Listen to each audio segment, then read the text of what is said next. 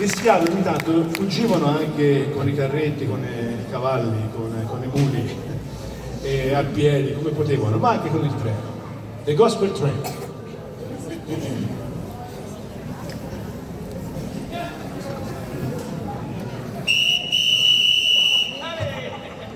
Il capostazione. Non so più lo faccio. Un applauso a Sara!